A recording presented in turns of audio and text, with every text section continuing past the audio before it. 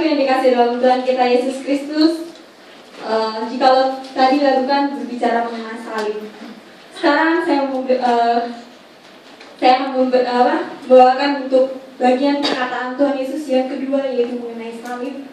Kita tahu bahwa salib pada waktu zaman Tuhan Yesus adalah bermakna bahwa kalau orang sudah disalibkan, berarti dia adalah seorang yang jahat, dia melakukan yang tidak baik, dan dia harus menerima hukuman di atas kayu salib.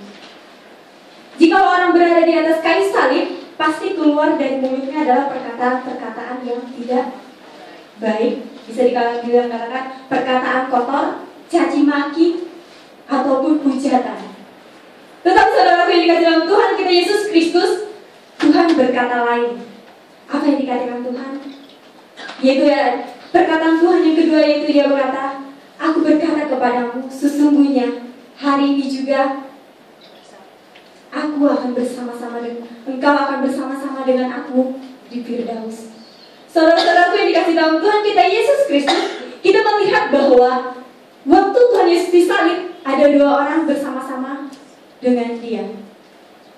Kita juga bisa melihat di dalam Lukas, yaitu Lukas pasal yang ke-23, di ayat yang ke-39 disitu dikatakan, seorang dari penjahat yang digantung itu menghujat dia, katanya, bukankah engkau adalah Kristus? Selamatkanlah dirimu dan kami.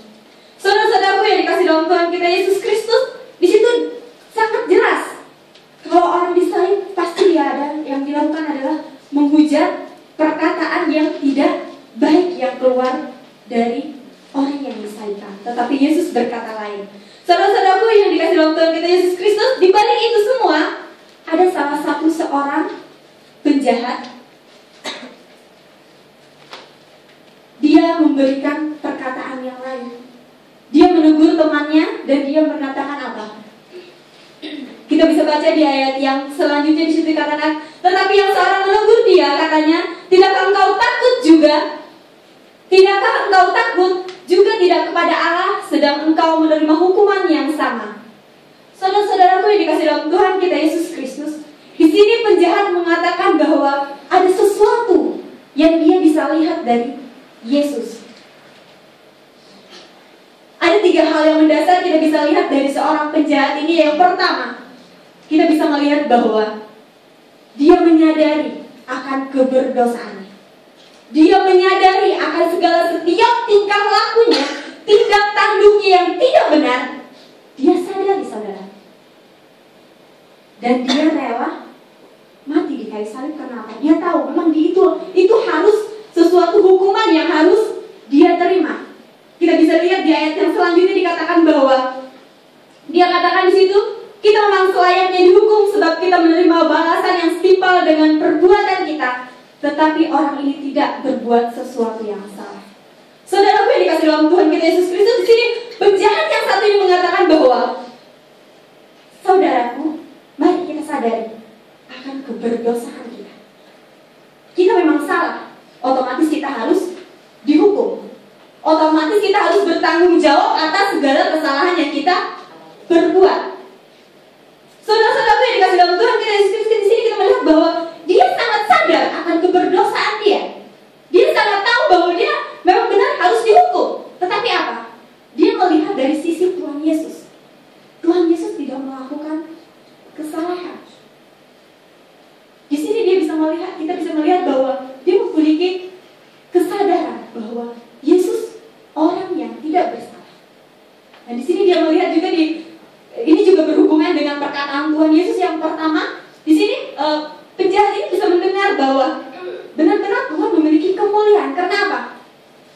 Di perkataan Tuhan Yesus yang pertama dia bilang apa? Ya Bapa, ampunilah mereka sebab mereka tidak tahu apa yang mereka perbuat. Saudara-saudaraku yang dikasihi dalam Tuhan kita Yesus, jikalau kita di dalam keadaan senang, kita dipuji, kita senang, otomatis. Tetapi kalau keadaan kita tidak senang, kita dicaci maki, pasti kita lawan kadang-kadang dengan apa? Emosi. Dengan kemarahan kita, tetapi apa? Tuhan tidak mengatakan demikian. Ini yang membuat penjahat ini sadar bahwa Tuhan sebenarnya tidak layak untuk disalibkan. Tetapi dialah yang benar-benar yang harus disalibkan karena dia bersalah. Hal yang kedua yang bisa kita lihat dari penjahat ini yaitu kesadaran akan belas kasihan Allah. Karena dia tahu bahwa dia bisa diampuni. Saudara-saudaraku, kita bisa melihat bahwa dia hanya meminta kepada Tuhan Yesus untuk mengingat dia. Dia cuma katakan untuk mengingat dia. Bukan sesuatu untuk hanya meminta yang lebih, tetapi dia hanya mengingat. Dia katakan Tuhan untuk mengingat dia. Tetapi apa yang Tuhan berikan? Tuhan mengampuni dia. Dari sini kita bisa melihat bahwa kita dalam keadaan berdosa. Tiada satupun kita yang ada di dunia ini yang Tuhan selamatkan. Tapi kita dengan satu titik, kita harus percaya dan kita mengaku akan dosa kita. Karena kita bisa melihat juga bahwa kita diselamatkan bukan karena kita pintar, bukan karena kita hebat, bukan karena kita bisa berbuat baik, bukan karena kita rajin melakukan firman Tuhan. Tidak. Tetapi karena kita tahu keberdosaan kita. Dan kita tahu pemberian keselamatan itu adalah anugerah yang Tuhan berikan secara cuma-cuma buat kita. Bukan berarti karena cuma-cuma kita berleha-leha, kita senang, kita hanya saya sudah percaya, saya sudah mendapatkan keselamatan. Oke, sekarang saya santai dan saya menerima yang Tuhan berikan buat saya. Saya hanya menerima berkat Tuhan. Saya hanya bisa melakukan yang seenak saya. Tidak, saudara. Tetapi mari kita melakukan apa yang Tuhan firmankan dalam firman-Nya.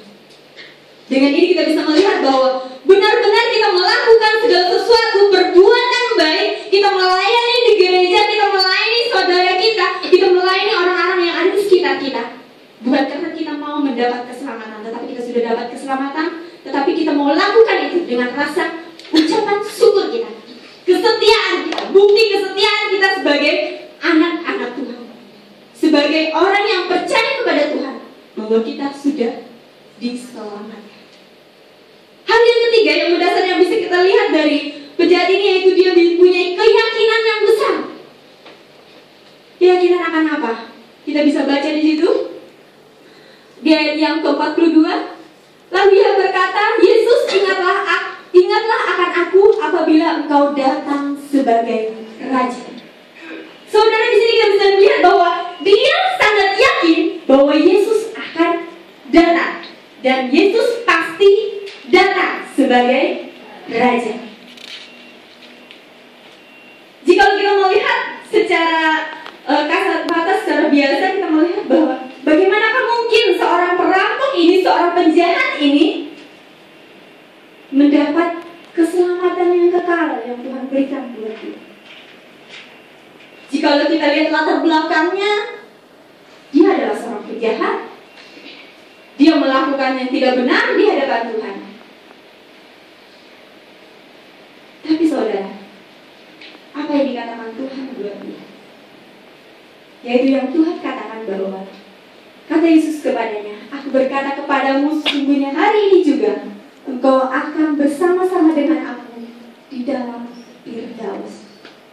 Saudaraku yang dikasih dalam Tuhan kita Yesus Kristus, jika kita melihat salib, kita tahu bahwa pengorbanan Tuhan Yesus begitu sangat besar.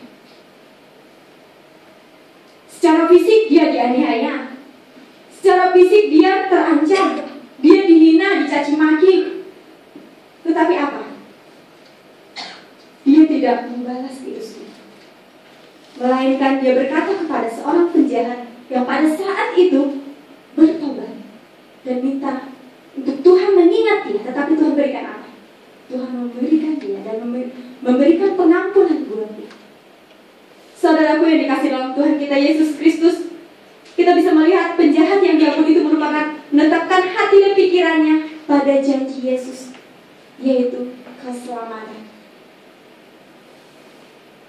Jika kita bisa melihat juga, Yesus memberikan pengampunan bahkan kehidupan yang kekal. Apa yang Tuhan ucapkan kepada penjahat itu membuktikan bahwa keselamatan itu adalah anugerah yang cuma-cuma yang Tuhan berikan buat kita semua. Kita bisa lihat di dalam Efesus pasal 2 ayat 8 hingga ayat yang ke-9.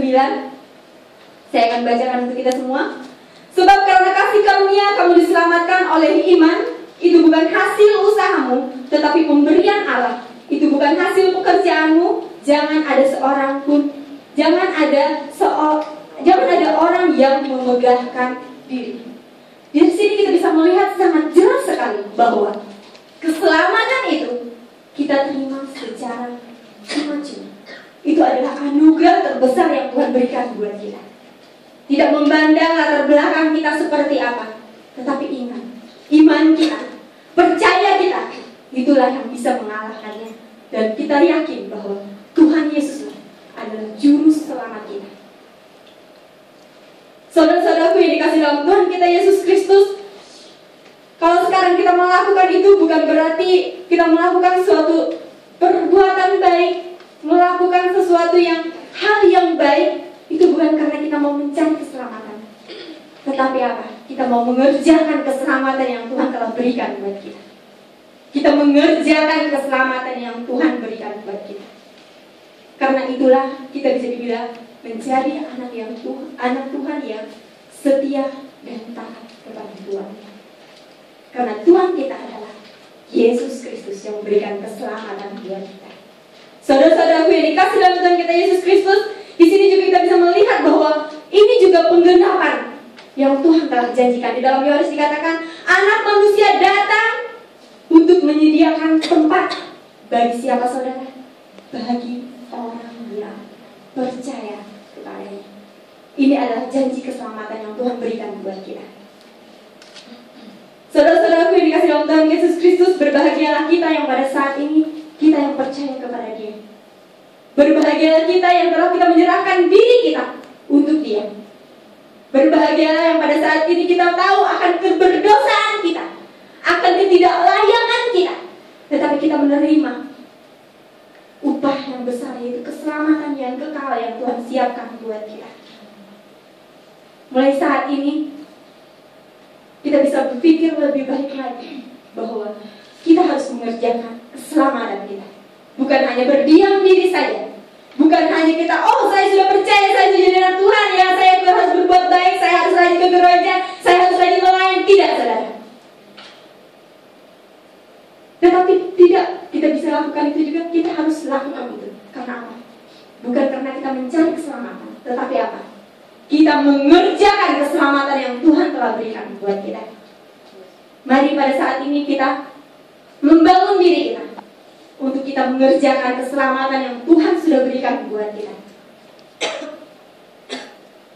Karena apa? Tuhan Yesus berkata, sesungguhnya hari ini juga engkau akan bersama-sama aku di dalam Firdaus. Amin. Silakan untuk